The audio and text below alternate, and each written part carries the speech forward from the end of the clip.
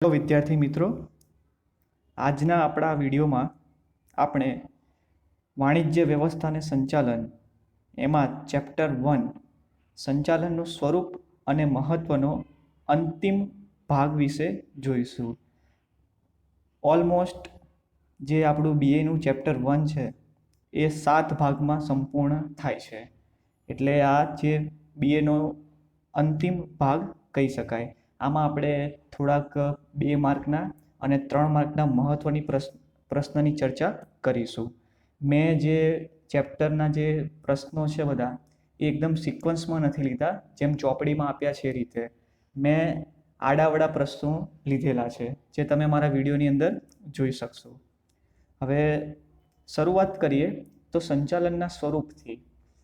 સંચાલનનું સ્વરૂપ એ 3 ગુણમાં એક્ઝામમાં પૂછાય છે કે સંચાલનનું સ્વરૂપ સમજાવો અથવા તો સંચાલનની વ્યાખ્યા જણાવી તેનું સ્વરૂપ સમજાવો. તો સંચાલનના સ્વરૂપની વાત કરીએ તો જો તમે 6 ભાગ જોઈ લીધા હોય તો આ 7મા ભાગમાં તમને સંચાલનના સ્વરૂપમાં 50 થી 70% ખ્યાલ તો આવતો જશે કે સંચાલનનું સ્વરૂપ કેવું છે. તો શરૂઆત કરીએ સંચાલનના સ્વરૂપથી. પહેલું છે સર્વવ્યાપી પ્રવૃત્તિ. હવે સંચાલનને અહીંયા સર્વવ્યાપી પ્રવૃત્તિ કીધી છે. તો હવે સંચાલનને સર્વવ્યાપી પ્રવૃત્તિ કેમ કીધી છે? તો હવે એના નામમાં જ એનું કામ સમાયેલું છે, સર્વવ્યાપી. જે પ્રવૃત્તિ બધે ફેલાયેલી હોય એ પ્રવૃત્તિને આપણે સર્વવ્યાપી કહીશું. તો શું સંચાલન બધે ફેલાયેલું છે? તો કે હા. તો સંચાલન કઈ કઈ જગ્યાએ ફેલાયેલું છે? સંચાલન કઈ કઈ જગ્યાએ વ્યાપેલું છે? તો સંચાલન માત્ર ઔદ્યોગિક એકમોમાં નહીં થતું, એટલે કે સંચાલન એ માત્ર કંપનીઓમાં જ નથી થતું, પરંતુ સામાજિક, ધાર્મિક, કૃષિ ક્ષેત્રે, લશ્કરી ક્ષેત્રે અને શૈક્ષણિક ક્ષેત્રમાં પણ સંચાલન જોવા મળે છે. એટલે અહીંથી એક VSQ નીકળે છે કે સંચાલન સર્વવ્યાપી પ્રવૃત્તિ છે કેમ? અથવા તો પ્રશ્ન આવો બી પૂછાય છે કે સંચાલન કયા કયા ક્ષેત્રોમાં જોવા મળે છે? એટલે સંચાલન એ માત્ર ઔદ્યોગિક ક્ષેત્રમાં નહીં, પરંતુ સામાજિક ક્ષેત્ર, ધાર્મિક ક્ષેત્ર, કૃષિ, લશ્કરી, શૈક્ષણિક વગેરે ક્ષેત્રમાં પણ સંચાલન જોવા મળે છે. હવે સવાલ થાય કે સર આ બધા ક્ષેત્રમાં કઈ રીતે સંચાલન જોવા મળે છે? તો એની પણ વાત કરી લઈએ. સપોઝ એક્ઝામ્પલ તરીકે સામાજિક ક્ષેત્ર છે, તો હવે અત્યારે આપણે જાણીએ છીએ કે જે આ મહામારી છે કોરોના, એટલે એનેથી જે ગરીબોને મદદ પહોંચાડવા માટે NGO કામ કરે છે, નોન ગવર્મેન્ટ ઓર્ગેનાઇઝેશન, જે ગરીબ લોકો છે એને ફૂડ પેકેટ પહોંચાડવાનું કામ કરે છે, એની મદદ કરવાનું કામ કરે છે. હવે આ NGO જે છે તો એમાં મેનેજમેન્ટ થતું જ હશે ને? તો હા, થતું જ હશે. કયા માણસો કયા એરિયામાં ફૂડ પેકેટ પહોંચાડશે, કયા ગરીબ લોકો જે છે એને કઈ કઈ વસ્તુની રિક્વાયરમેન્ટ છે, તો આનું પણ એક નાનું મોટું મેનેજમેન્ટ થતું હોય છે. એટલે સામાજિક ક્ષેત્રે પણ આપણે એમ કહી શકાય કે સંચાલન કરવું જરૂરી છે. ધાર્મિકની વાત કરીએ તો આપણે જાણીએ છીએ કે જે બહુ મોટા મોટા મંદિરો છે એ મંદિરોમાં ટ્રસ્ટ હોય છે. એ ટ્રસ્ટની અંદર એક ટ્રસ્ટી હોય છે, અન્ય બીજા ઘણા બધા સભ્યો હોય છે. તો એ આખા મંદિરને હેન્ડલ કરે છે ને, જે એની જે દાનમાં જે રકમ આવે છે એ દાનમાં આવેલી રકમનો એ યોગ્ય ઉપયોગ કરે છે. તો ત્યાં પણ એક મેનેજમેન્ટની જરૂર પડે છે, નકર તો પછી દાનમાં આવેલી રકમ એ મંદિર માટે વપરાય જ નહીં, એવું બી બની શકે. એટલા માટે ત્યાં પણ યોગ્ય અને કુશળ સંચાલનની જરૂર પડે છે. કૃષિની વાત કરીએ તો ખેડૂત જે છે એ આખા વર્ષ દરમિયાન મહેનત કરે છે. આપણે જાણીએ છીએ કે સૌથી પહેલા જમીન ખેડે છે, પછી બી નાખે છે, પછી એને ફર્ટિલાઇઝ કરે છે, ખાતર નાખે છે, ઇરિગેશન કરે છે, પછી એને વાવણી કરે છે, હાર્વેસ્ટિંગ કરે છે, પછી એને પાકની પછી લણણી કરે છે અને પછી એને સ્ટોરેજ કરે છે. તો આખી પ્રોસેસ છે ને, તો એ આખી પ્રોસેસ એને મેનેજમેન્ટ કેટલું બધું એ મેનેજમેન્ટ કરે છે. સૌ પહેલા એક જે છે આપણે જમીન ખેડે છે, ત્યારબાદ એમાં બી નાખે છે, પાણી નાખે છે, ખાતર નાખે છે. તો આ બધું બી એક મેનેજમેન્ટ જ છે ને, કે જો એ બરોબર પ્રોપર મેનેજમેન્ટ ના કરે તો એ પાક બરોબર ઉગવાનો નથી. તો કયા સમયમાં જમીન ખેડવી, કયા સમયમાં બી નાખવા, તો આ પણ એક પ્રકારનું મેનેજમેન્ટ કહી શકાય. તો એના પરથી આપણે કહી શકાય કે કૃષિ ક્ષેત્રમાં પણ સંચાલન જોવા મળે છે. લશ્કરની વાત કરીએ તો તમે ઉરી ફિલ્મ જોઈ જશે, સર્જિકલ સ્ટ્રાઇક વાળી. એમાં તમે છેલ્લો જે ચેપ્ટર જે છે, ચેપ્ટર 4 સર્જિકલ સ્ટ્રાઇક, એમાં તમે જોયું જશે કે કેટલું સરસ અજીત ડોભાલ પ્લાનિંગ કરે છે, એટલે આતંકવાદીઓને ખાત્મો કરવા માટે. ક્યાંથી ક્યાં જવું, કઈ ટુકડી ક્યારે જશે, કયા સમયમાં પહોંચશે, ક્યાં ઉતરશે, પાછું કેવી રીતે આવશે. તો આ છે એક મેનેજમેન્ટ જ છે ને, એક સંચાલન જ છે ને. તો આ પરથી આપણે કહી શકાય કે લશ્કરી ક્ષેત્રમાં પણ સંચાલન જોવા મળે છે. શૈક્ષણિક ક્ષેત્રમાં પણ સંચાલન જોવા મળે છે. શૈક્ષણિક ક્ષેત્ર એટલે આપણું જે છે, સ્કૂલો પણ મેનેજમેન્ટ કરે છે. 8 લેક્ચર હોય તો 8 લેક્ચરમાંથી કયા વિષયને પ્રાધાન્ય આપવું, કયા વિષયને 8 લેક્ચરમાં કવર કરવા, સરખો ન્યાય મળવો જોઈએ. તો આ બધું જે મેનેજમેન્ટ કરે છે, તો એ પણ એક સંચાલનનો ભાગ કહી શકાય. હેતુલક્ષી પ્રવૃત્તિ. હવે એના નામમાં જ એનું કામ છે, હેતુલક્ષી પ્રવૃત્તિ. તમે જે કોઈ પ્રવૃત્તિ કરો એમાં હેતુ સમાયેલો હોય, એ પ્રવૃત્તિને હેતુલક્ષી પ્રવૃત્તિ કહીશું. હવે માની લો કે હવે જો કંપની જે સંચાલન કરે છે, હવે સંચાલન કરવા પાછળનું કારણ શું છે, શું હેતુ છે? તો હવે એનું કારણ એ છે કે સંચાલન સારું કરશે તો એની ઉત્પાદકતા વધશે તો નફાકારકતા વધશે. તો એનો નફો વધારવા માટે એ સારું મેનેજમેન્ટ કરે છે. તો એમાં હેતુ રહેલો છે? તો હા. શું રહેલો છે? તો કંપનીને ઉત્પાદકતા વધારવી છે, નફાકારકતા વધારવી છે, પોતાની પ્રતિષ્ઠા વધારવી છે, એટલા માટે સંચાલન કરે છે. તો કહી શકાય કે સંચાલન એક એવી પ્રવૃત્તિ છે, હેતુલક્ષી પ્રવૃત્તિ છે. એક નાનકડું એક વાક્ય છે, સંચાલન એક સાધન છે, સાધ્ય નથી. એટલે સંચાલન એક એવું સાધન છે કે જેની મદદથી તમે એકમમાં ઉત્પાદકતા અને નફાકારકતા વધારી શકો છો, પણ સાધ્ય નથી. એટલે જો હવે માની લો કે કોઈ સાધન હોય, જો એ સાધનનો તમે યોગ્ય રીતે ઉપયોગ ના કરો તો સાધન બગડી જવાની શક્યતા રહેલી છે. સાધન છે, ગમે ત્યારે બગડી શકે છે. એવી જ રીતે સંચાલનની અંદર પણ કેટલાક આંતરિક અને બાહ્ય પરિબળો પણ અસર કરતા હોય છે. હવે આ આંતરિક પરિબળો અને બાહ્ય પરિબળો જો વધારે પડતા હોય તો ગમે તેટલું સારું સંચાલન કરેલું હોય તો સંચાલન સફળ થતું નથી. એટલે સંચાલન એક સાધન છે જેની મદદથી તમે ધ્યેય સિદ્ધ કરી શકો છો.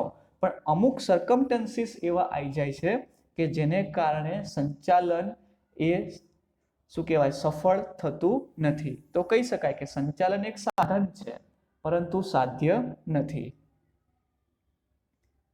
દરેક એકમની સ્થાપના અમુક ચોક્કસ હેતુઓ સિદ્ધ કરવામાં આવે છે.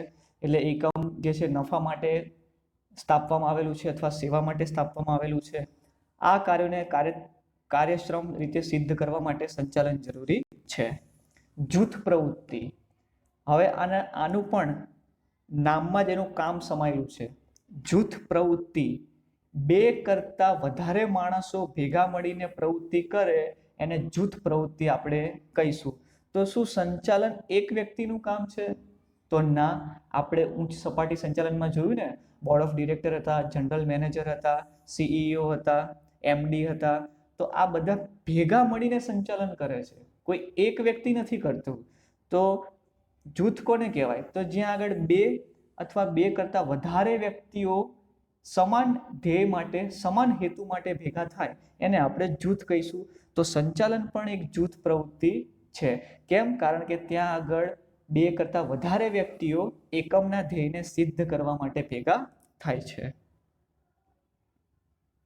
જેમ કે બાંધકામની પ્રવૃત્તિ છે, તમે એક્ઝામ્પલ તરીકે લખી શકશો કે બાંધકામની પ્રવૃત્તિ.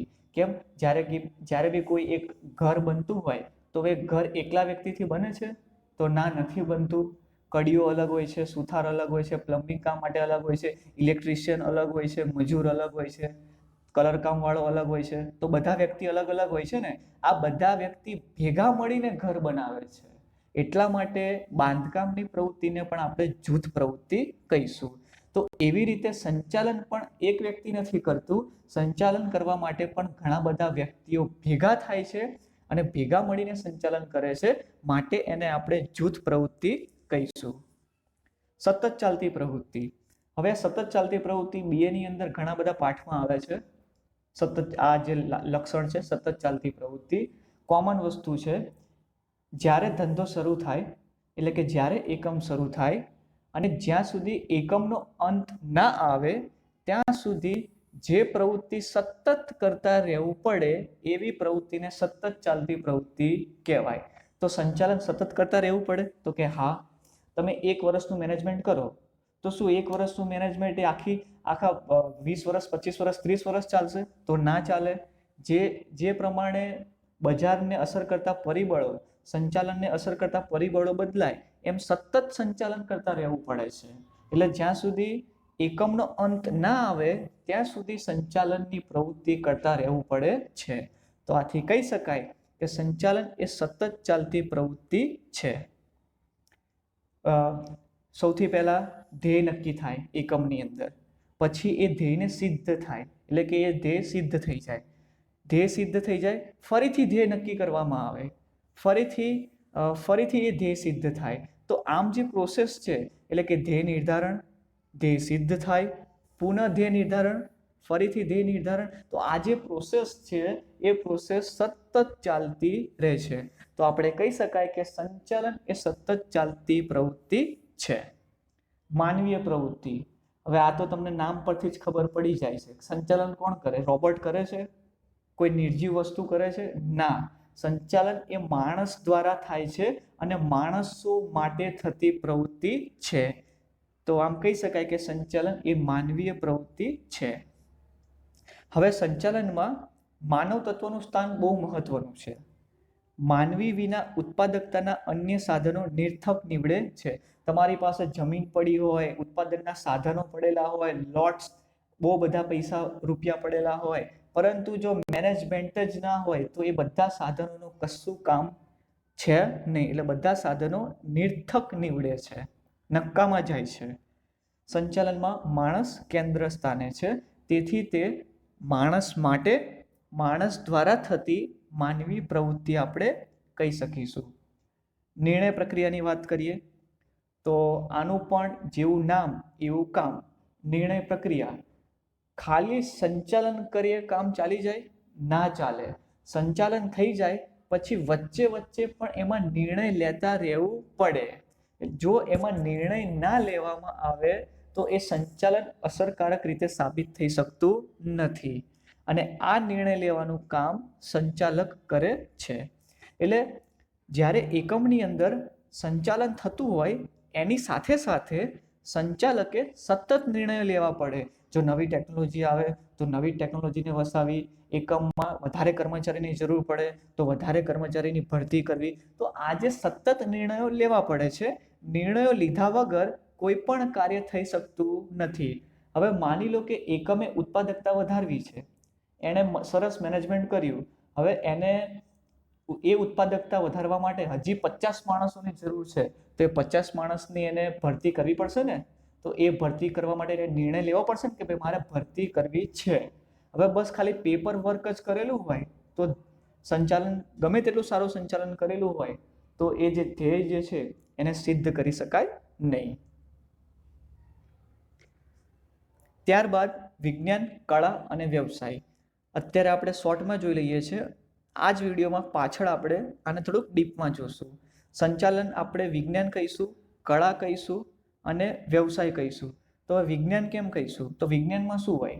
ચોક્કસ નિયમો અને સિદ્ધાંતો હોય. તો બસ આવા જ નિયમો, આવા જ સિદ્ધાંતો સંચાલનમાં પણ જોવા મળે છે. તો કહી શકાય કે સંચાલન એક વિજ્ઞાન છે. ડિટેલમાં આપણે પાછળ જોઈશું. કળા, તો કળાની વાત કરીએ તો કળા એટલે શું? તો કોઈ પણ જે વ્યક્તિ જે છે એનામાં કોઈ કામ કરવાની આવડત, એને આપણે કળા કહીશું, સ્કિલ કહીશું. તો જે સંચાલન જે છે એ કળા છે? તો હા, કળા છે ને. કેમ? કારણ કે સંચાલક જે છે એ એકમમાં કામ કરતા કર્મચારી પાસેથી પોતાની આવડતથી, પોતાની બુદ્ધિથી, પોતાની ચતુરાઈથી, પોતાની આંતરસૂઝથી, આ બધાની મદદથી કર્મચારી પાસેથી કામ કેવી રીતે નીકાળવું એ એનામાં એક ગુણ રહેલો છે. તો કહી શકાય કે સંચાલન એક કળા છે. અને વ્યવસાયની વાત કરીએ તો સંચાલન એક વ્યવસાય છે. તો કેમ? તો આપણે 11મા ધોરણમાં અભ્યાસ કરી ચૂક્યા. વ્યવસાય કોને કહીશું? તો પોતાની વિશિષ્ટ જ્ઞાનનો લાભ બીજાને આપવો અને બદલામાં ફી મેળવવી, એને આપણે વ્યવસાય કહીએ છીએ. તો અત્યારે આધુનિક સમયમાં જે CEO જે છે, જે સારું મેનેજમેન્ટ કરતા હોય છે, તો પોતાની જે બુદ્ધિ શક્તિ છે એનો લાભ એકમને આપે છે, બદલામાં એ ફી સ્વરૂપે પગાર લે છે. તો આપણે એને વ્યવસાય કહી શકીશું. અને આધુનિક સમયમાં વકીલ, ડૉક્ટર, ચાર્ટર એકાઉન્ટન્ટની જેમ સંચાલક બનવા માટે પણ સંચાલકોએ વ્યવસાય સ્વરૂપ ધારણ કરેલું છે. એટલે કે IIM છે, જ્યાં આપણે MBA એટલે કે સંચાલક બનવા માટેનો કોર્સ કરી શકીએ છીએ. તો આ હતા આપણા સંચાલનના સ્વરૂપો. હવે આપણે સંચાલન વિજ્ઞાન કેમ છે, સંચાલનને આપણે કળા કેમ કહીશું અને સંચાલન એક વ્યવસાય છે, તો આની પાછળના કારણો આપણે જોઈશું કે સંચાલનને વિજ્ઞાન કેમ કહેવાય, સંચાલનને કળા કેમ કહેવાય અને સંચાલનને વ્યવસાય કેમ કહેવાય. સૌ પ્રથમ વાત કરીએ વિજ્ઞાનથી, તો સંચાલન એક વિજ્ઞાન છે. તો હવે આ જે પ્રશ્ન છે એ 2018ની એક્ઝામમાં, બોર્ડની એક્ઝામમાં આવેલો પ્રશ્ન છે, SQની અંદર 2 માર્કની અંદર. હવે સંચાલનને આપણે વિજ્ઞાન કેમ કહીશું? તો વિજ્ઞાન એટલે શું? તો વિજ્ઞાન એટલે વ્યવસ્થિત અને વિશિષ્ટ પ્રકારનું જ્ઞાન કે જેમાંથી નિયમો અને સિદ્ધાંતો તારવી શકાતા હોય અને કાર્ય કારણનો સંબંધ સ્થાપી શકાતો હોય, તે છે વિજ્ઞાન. તો વિજ્ઞાનની અંદર ઘણા બધા નિયમો રહેલા છે, ઘણા બધા સિદ્ધાંતો રહેલા છે, બરોબર. અને કાર્યકારણના સંબંધની વાત કરીએ તો કાર્યકારણનો સંબંધ એટલે કે કોઈ ઘટના થવા પાછળ કારણ જવાબદાર હોય તેને કાર્યકારણનો સંબંધ કહેવાય. ફરીવાર રિપીટ કરું છું, કોઈ ઘટના થવા પાછળ કારણ જવાબદાર હોય તેને કાર્યકારણનો સંબંધ કહેવામાં આવે છે. હવે અત્યારે ગરમી પડે છે તો અત્યારે આઈસ્ક્રીમનું વેચાણ આવી સિઝનમાં, ગરમીની સિઝનમાં બહુ જ થાય છે.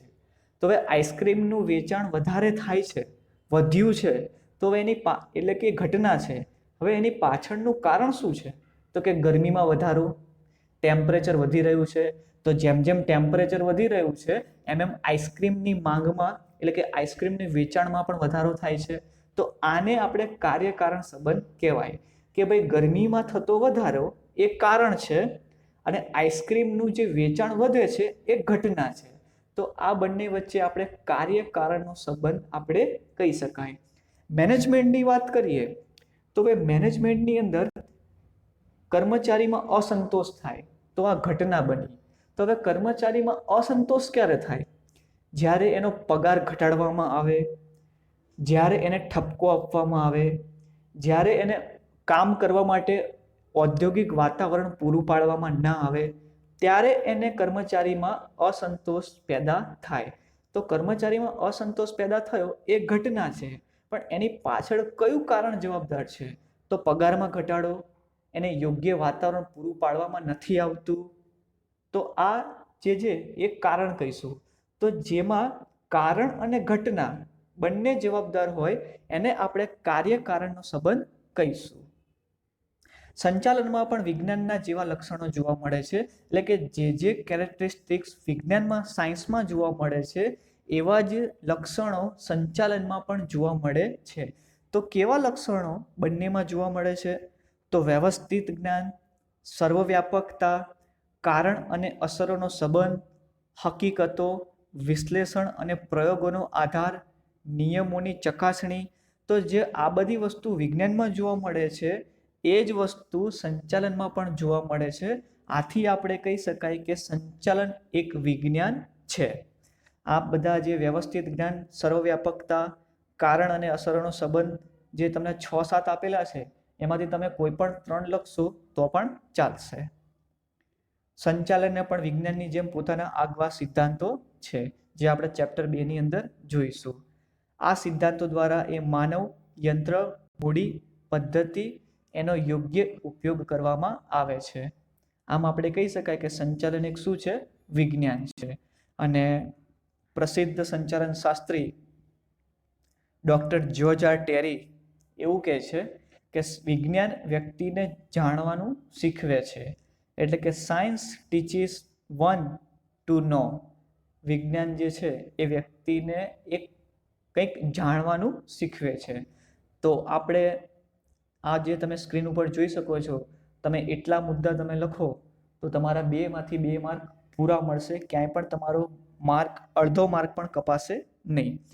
તો કહી શકાય કે સંચાલન એક વિજ્ઞાન છે. હવે આપણે કળાની વાત કરીએ.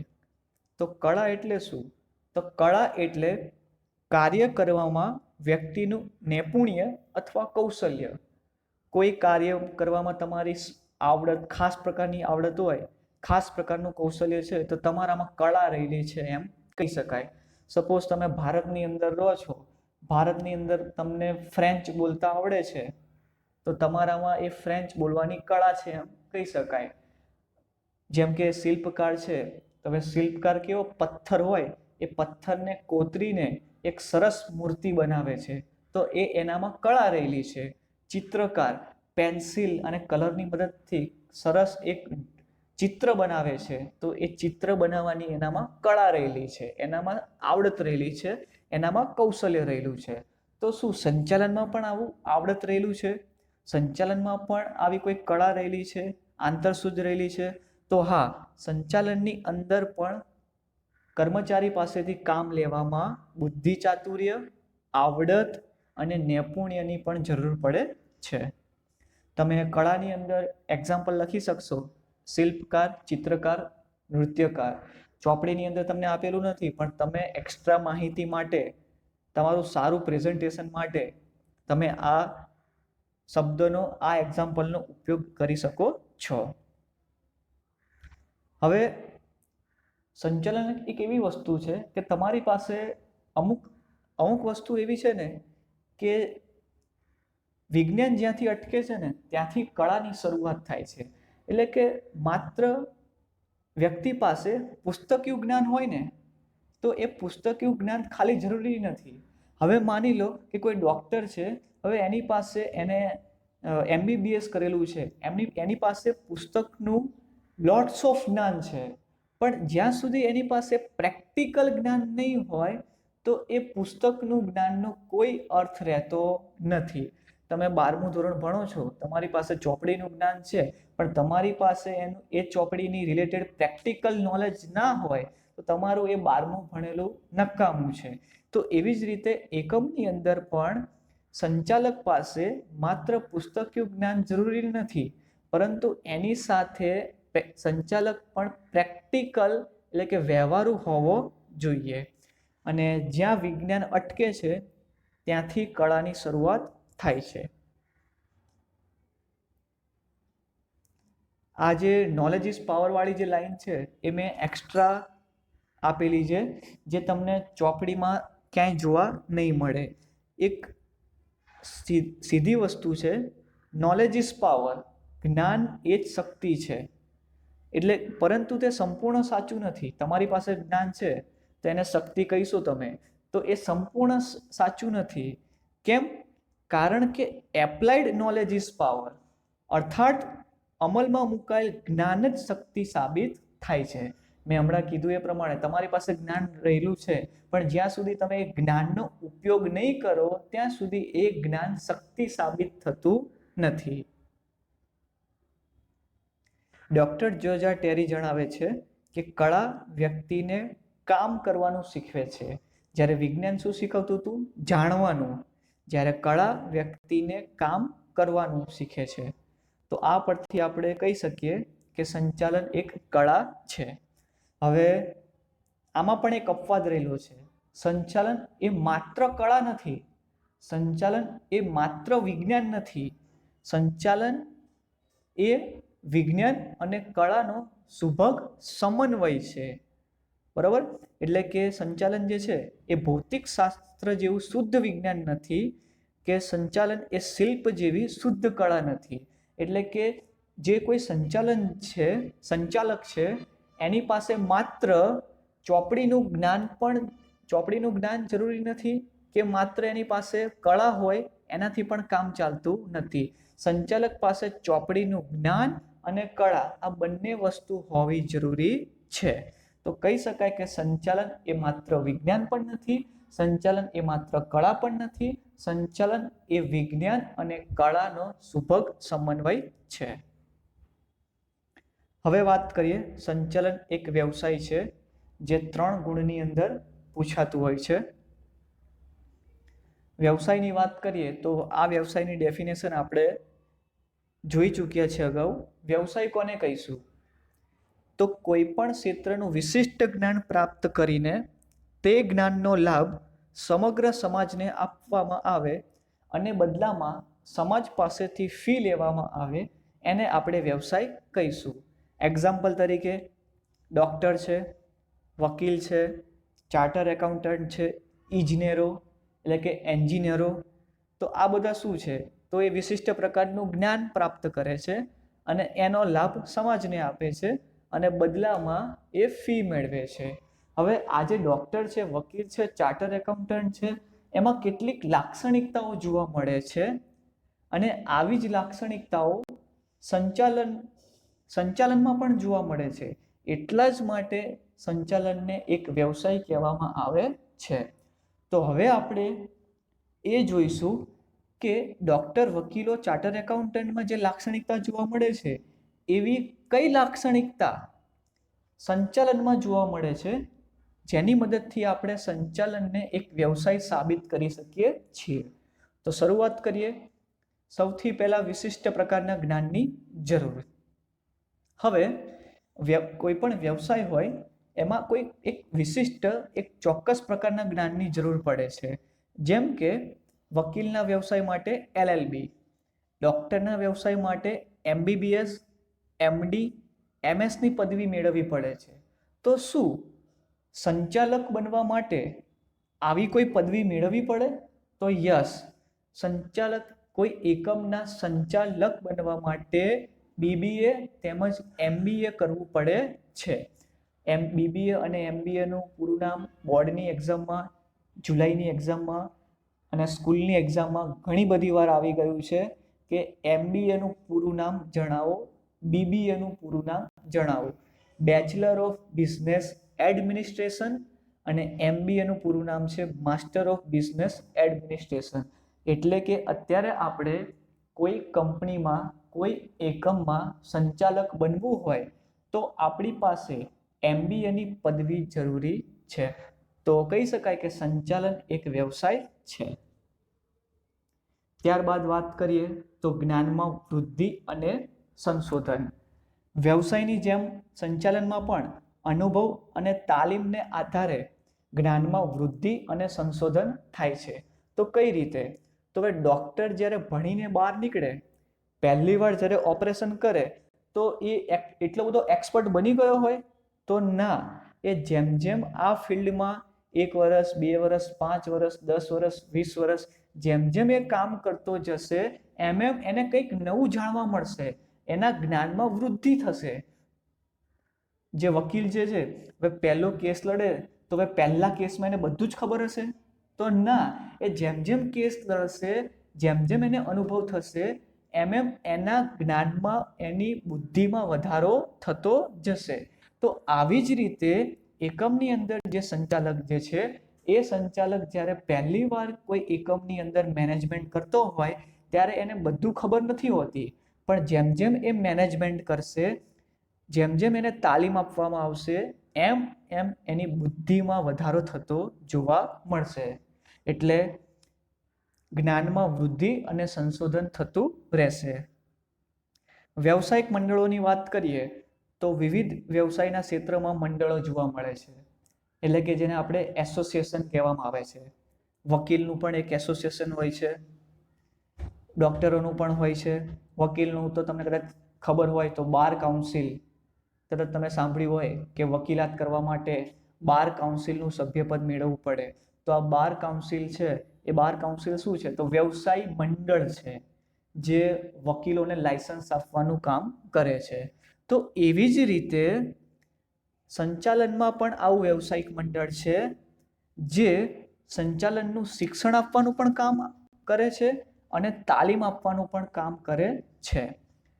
અને very most IIM Indian institute of management, જે રાષ્ટ્રીય અને આંતરરાષ્ટ્રીય કક્ષાએ કાર્યરત છે. આપણા ભારતનું ગૌરવ કહેવાય. અને અમદાવાદમાં પણ આઈઆઈએમ આવેલી છે, એટલે આપણા અમદાવાદનું પણ ગૌરવ કહેવાય કે જ્યાં આગળ લોકો ઘણા બધા દેશમાંથી, ઘણા બધા રાજ્યોમાંથી અને ઘણા બધા શહેરોમાંથી આપણા જે અમદાવાદની આઈઆઈએમ છે ત્યાં આગળ આજે સંચાલનનો કોર્સ કરવા આવે છે. તો આ ભારતમાં આ સંસ્થા છે આઈઆઈએમ, જે વિશ્વવ્યાપી છે, રાષ્ટ્રીય અને આંતરરાષ્ટ્રીય કક્ષાએ કામ કરે છે, જે સંચાલનનું શિક્ષણ પણ આપે છે અને સંચાલનનું તાલીમ આપવાનું પણ કામ કરે છે. ત્યારબાદ આચારસંહિતાનું પાલન. આચારસંહિતાનું પાલન ઇંગ્લિશમાં એને કહીએ તો કોડ ઓફ કન્ડક્ટ. આચારસંહિતા એટલે અમુક પ્રકારના નિયમો કે જે વ્યવસાયિક મંડળોએ ઘડેલા છે એનું પાલન કરવું પડે છે. તો દરેક વ્યવસાયિક મંડળોએ પોતાના વ્યવસાયના સભ્યો માટે આચારસંહિતા ઘડે છે, નીતિ નિયમો ઘડે છે.